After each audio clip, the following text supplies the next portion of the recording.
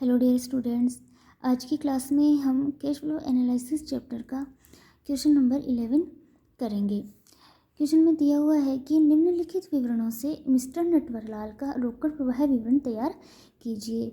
तो balance sheet दी हुई है जो मार्च 2016 है, वह मार्च 17 की बैलेंस शीट दी हुई है और हमें कैश फ्लो स्टेटमेंट 2016-17 का तैयार करना है। तो जो मार्च 2016 का जो बैलेंस होगा वो ओपनिंग बैलेंस होगा और मार्च 17 का बैलेंस है वो क्लोजिंग बैलेंस होगा। अतिरिक्त सूचनाएं दी हुई है जिसमें फर्स्ट है मिस्टर नटवरलाल ने वर्ष के दौरान 10,000 रुपये की अतिरिक्त पूंजी लगाई तथा 25,000 रुपये का आहरण किया। सेकंड है वर्ष के दौरान मशीनरी पर 10,000 रुपये तथा भवन पर 5,000 रुपये मूल्यह्रास वसूल किया गया। तो अब हमें इन इंफॉर्मेशन से कैश फ्लो स्टेटमेंट तैयार करना है। तो हमें पता है कि जब हम कैश फ्लो स्टेटमेंट बनाते हैं तो जो कैश इनफ्लो व कैश आउटफ्लो अर्थात जो रोकड़ अंतर्वाह है वह रोकड़ बहिर्वाह होता है, उन्हें 3 कैटेगरी में बांटा जाता है। फर्स्ट है परिचालन क्रियाओं से रोकड़ प्रवाह cash flow from operating activities. Second होता है विनियोजन क्रियाओं से रोकड़ प्रवाह cash flow from investing activities. व थर्ड है वित्तीय क्रियाओं से रोकड़ प्रवाह cash flow from financing activities. तो सबसे पहले हम परिचालन क्रियाओं से रोकड़ प्रवाह ज्ञात करेंगे और इस क्वेश्चन में हम अप्रत्यक्ष विधि से परिचालन क्रिया से रोकड़ प्रवाह ज्ञात करेंगे। और जब हम अप्रत्यक्ष विधि से परिचालन क्रियाओं से रोकड़ प्रवाह ज्ञात करते हैं तो कर व समायोजन से पूर्व का शुद्ध लाभ लेते हैं। तो क्वेश्चन में हमें प्रॉफिट व लॉस अकाउंट नहीं दिया हुआ है, तो हम कैपिटल अकाउंट बनाकर प्रॉफिट व लॉस को कैलकुलेट करेंगे। तो कैपिटल अकाउंट का जो ओपनिंग बैलेंस है वो है 1,50,000 और जो क्लोजिंग बैलेंस है वो है 1,64,000। हमें पता है कि कैपिटल अकाउंट का क्रेडिट बैलेंस होता है, तो ओपनिंग बैलेंस को क्रेडिट साइड में लिखेंगे व क्लोजिंग बैलेंस को डेबिट साइड में लिखेंगे। तो हम कैपिटल अकाउंट बनाएंगे। तो जो by balance BD opening balance था उसे क्रेडिट साइड में लिखेंगे 1,50,000 और जो क्लोजिंग बैलेंस था 1,64,000 उसे डेबिट साइड में लिखेंगे। To balance CD 1,64,000। अब जो सूचनाएं दी हुई इसमें है कि मिस्टर नटवरलाल ने वर्ष के दौरान 10,000 रुपये की अतिरिक्त पूंजी लगाई तथा 25,000 रुपये का आहरण किया। तो अतिरिक्त पूंजी लगाने की जो एंट्री होती है वो कैश अकाउंट या टू कैपिटल होती है। तो बाई कैश करेंगे 10,000 जो अतिरिक्त पूंजी थी और जो आहरण या ड्राइंग्स करने की जो एंट्री होती है वो कैपिटल अकाउंट या टू ड्राइंग्स होगी क्योंकि उससे कैपिटल में कमी होती है। तो टू ड्राइंग्स लिखेंगे 25,000। तो इसका डेबिट साइड का जो बैलेंस होता है वो 1,89,000 होगा और क्रेडिट साइड का बैलेंस है 1,60,000। तो 1,89,000 में से 1,60,000 को लेस करेंगे तो 29,000 आएगा जो कि प्रॉफिट होगा। तो by profit and loss account profit है 29,000। तो अब हम cash flows from operating activities परिचालन क्रियाओं से रोकड़ प्रवाह ज्ञात करेंगे, जिसमें सबसे पहले हम net profit before tax and appropriations अर्थात कर व समायोजन से पूर्व का शुद्ध लाभ लेंगे, जो कि अभी हमने कैपिटल अकाउंट बनाकर कैलकुलेट किया था जो 29,000 था। इसमें हम नॉन कैश व नॉन ऑपरेटिंग एक्सपेंसेस को ऐड करेंगे अर्थात गैर रोकड़ व गैर परिचालन व्यय को ऐड करेंगे। तो क्वेश्चन में हमें डेप्रिसिएशन दिया हुआ है जिसमें मशीनरी पर 10,000 व भवन पर 5,000 रुपये का डेप्रिसिएशन चार्ज किया गया जो कि नॉन ऑपरेटिंग एक्सपेंसेज है। इसे नेट प्रॉफिट में ऐड करेंगे। तो ऐड डेप्रिसिएशन ऑन मशीनरी व डेप्रिसिएशन ऑन बिल्डिंग। मशीनरी पर 10,000 है व बिल्डिंग पर 5,000 था। जो टोटल प्रॉफिट होगा वो 44,000 होगा।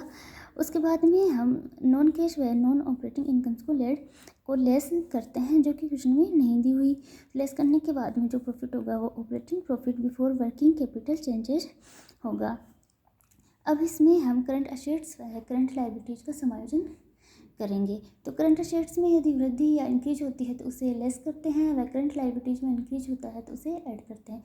इसी प्रकार करंट असेट्स में जो है कमी या डिक्रीज होती है तो उसे ऐड करेंगे व करंट लायबिलिटीज में कमी या डिक्रीज होती है तो उसे लेस करेंगे। तो सबसे पहले हम डेटर्स देखेंगे क्योंकि वर्किंग कैपिटल में कैश या कैश इक्विवेलेंट्स को शामिल नहीं किया जाता है। तो डेटर्स को देखेंगे तो डेटर्स 2016 में जो है 44,000 जो कि 2017 में बढ़कर 45,000 हो गए अर्थात करंट असेट्स में वृद्धि अर्थात इंक्रीज हुआ है 5,000 रुपये से जो कि कैश आउटफ्लो है।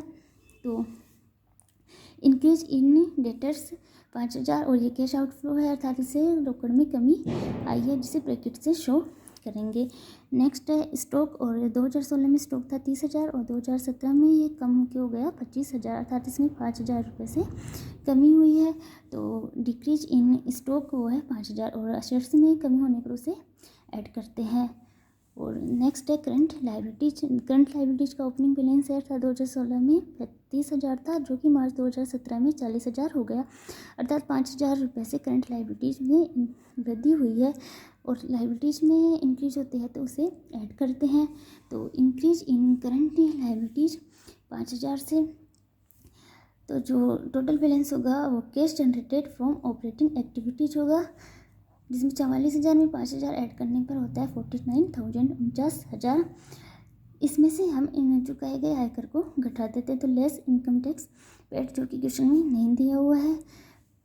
तो इनकम टैक्स पेड का घटाने के बाद में जो बैलेंस होता है वो net cash flow from operating activities होता है, जो कि 49,000 49,000 रुपये है। तो परिचालन क्रियाओं से जो रोकड़ प्रवाह होगा वो है 49,000। अब नेक्स्ट हम विनियोजन क्रियाओं से रोकड़ प्रवाह है अर्थात इन्वेस्टिंग एक्टिविटीज़ को ज्ञात करेंगे। तो cash flow from investing activities, जिसमें हम फिक्स्ड एसेट्स को यदि परचेज करते हैं, एलआईस करते हैं, डिविडेंड प्राप्त होता है या इंटरेस्ट प्राप्त होता है, तो उसे इन्वेस्टिंग एक्टिविटीज में शो करते हैं। तो फिक्स्ड एसेट्स में है हमारे पास लैंड, बिल्डिंग व मशीनरी है। 2016 में जो लैंड का है वो है 30,000 रुपये की, जो कि बढ़कर मार्च 17 में 40,000 हो गई, जिसका मतलब है कि 10,000 रुपये की लैंड को परचेज किया है। तो परचेज ऑफ लैंड, जब हम एसेट्स को परचेज करते हैं तो रोकड़ व्यवसाय से बाहर जाती है, जो कि कैश आउटफ्लो होता है, तो इसे ब्रैकेट से शो करेंगे। तो परचेज ऑफ लैंड होगा 10,000 से, जिसे ब्रैकेट से शो करेंगे क्योंकि ये कैश आउटफ्लो है। सेकंड है बिल्डिंग, तो बिल्डिंग पर डेप्रिसिएशन भी चार्ज किया हुआ है, तो हम बिल्डिंग अकाउंट बनाकर परचेज को कैलकुलेट करेंगे। तो सबसे पहले बिल्डिंग अकाउंट बनाएंगे, और बिल्डिंग अकाउंट असेट्स का जो बैलेंस होता है वो डेबिट बैलेंस होता है। तो बिल्डिंग अकाउंट का ओपनिंग बैलेंस है 50,000 व क्लोजिंग बैलेंस है 55,000। तो 50,000 को डेबिट साइड में लिखेंगे व 55,000 को क्रेडिट साइड में लिखेंगे। तो building account to balance BD 50,000 और बाई बैलेंस CD 55,000। और बिल्डिंग अकाउंट पर जो डेप्रिसिएशन चार्ज किया, बिल्डिंग पर जो डेप्रिसिएशन चार्ज किया गया था वो था 5,000 रुपये का, और जिसकी जो एंट्री होती है वो depreciation account DR2 building account होगी। तो बाई डेप्रिसिएशन 5,000, जो टोटल होगा 60,000। तो 60,000 में से 50,000 को लेस करने पर जो 10,000 होता है वो 10,000 टू कैश या परचेज होगी। तो 10,000 रुपये की बिल्डिंग फाइनेंशियल 2016-17 में परचेज की गई है। तो परचेज ऑफ बिल्डिंग में होगा 10,000, जो भी जिसे भी ब्रैकेट से शो करेंगे। नेक्स्ट है मशीनरी, और मशीनरी का जो ओपनिंग बैलेंस है वो है 70,000 और जो क्लोजिंग बैलेंस है वो है 80,000। तो ओपनिंग बैलेंस को डेबिट साइड में लिखेंगे व क्लोजिंग बैलेंस को क्रेडिट साइड में लिखेंगे। तो मशीनरी अकाउंट बनाएंगे। मशीनरी अकाउंट बनाने पर to balance BD, opening balance 70,000 और closing balance by balance CD 80,000। और मशीनरी पर जो डेप्रिसिएशन था वो 10,000 है, और डेप्रिसिएशन के चैन की जो एंट्री होती है वो डेप्रिसिएशन अकाउंट DR2 मशीनरी होगी। तो बाई डेप्रिसिएशन 10,000, तो जो टोटल होगा वो 90,000 या 90,000 होगा, जिसमें से 70,000 को लेस करने पर 20,000 आएगा, जो कि परचेज ऑफ मशीनरी होगा। तो मशीनरी अकाउंट DR2 कैश वो है 20,000। तो परचेज ऑफ मशीनरी में जो अमाउंट होगा वो है 20,000, ये भी कैश आउटफ्लो है। तो जो टोटल आउटफ्लो होगा वो है 40,000 रुपये का, जिसे ब्रैकेट से शो करेंगे। तो net cash flow from investing activities है 40,000। विनियोजन क्रियाओं से रोकड़ प्रवाह ज्ञात करने के बाद में नेक्स्ट हम फाइनेंशियल एक्टिविटीज अर्थात वित्तीय क्रियाओं से रोकड़ प्रवाह को ज्ञात करेंगे।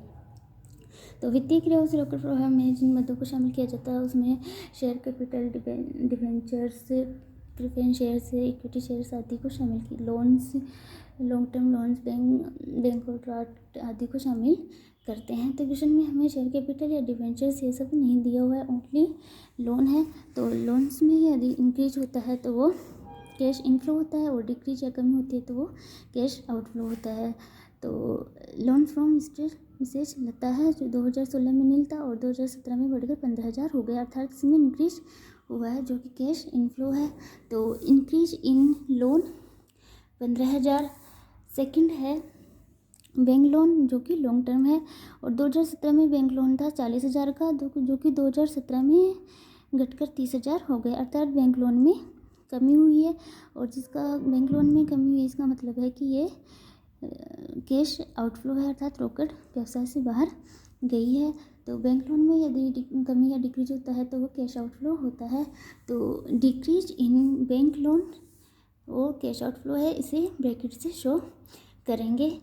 अब जो अतिरिक्त सूचनाएं थी जिसमें है कि मिस्टर नटवरलाल ने वर्ष के दौरान 10,000 रुपये की अतिरिक्त पूंजी लगाई तथा 25,000 रुपये का आहरण किया। तो एडिशनल कैपिटल लगाने से व्यवसाय में रोकड़ आई है जो कि कैश इनफ्लो है।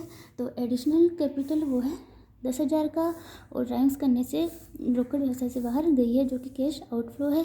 तो ड्राइंग्स है 25,000 का जिसे ब्रैकेट से शो करेंगे क्योंकि ये कैश आउटफ्लो है। तो net cash flow from financial activities होगी 10,000 की।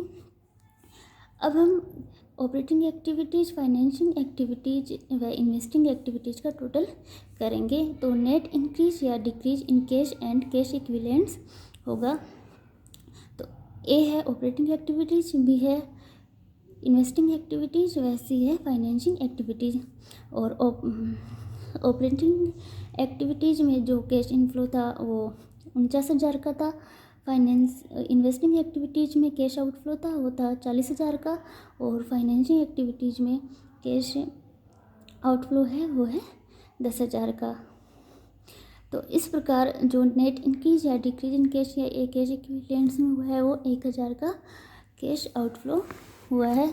इसमें हम opening cash and cash equivalents को ऐड करेंगे, अर्थात कैश के ओपनिंग बैलेंस को ऐड करेंगे। तो कैश देखते हैं, और कैश का ओपनिंग बैलेंस है 5,000।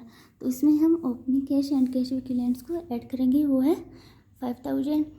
तो 5,000 के ऐड करने के बाद जो बैलेंस बचता है वो है 4,000, और ये जो बैलेंस होगा वो closing cash and cash equivalents होगा जो कि क्वेश्चन में दिया हुआ है। क्वेश्चन में ओपनिंग बैलेंस 5,000 है व क्लोजिंग बैलेंस 4,000 है।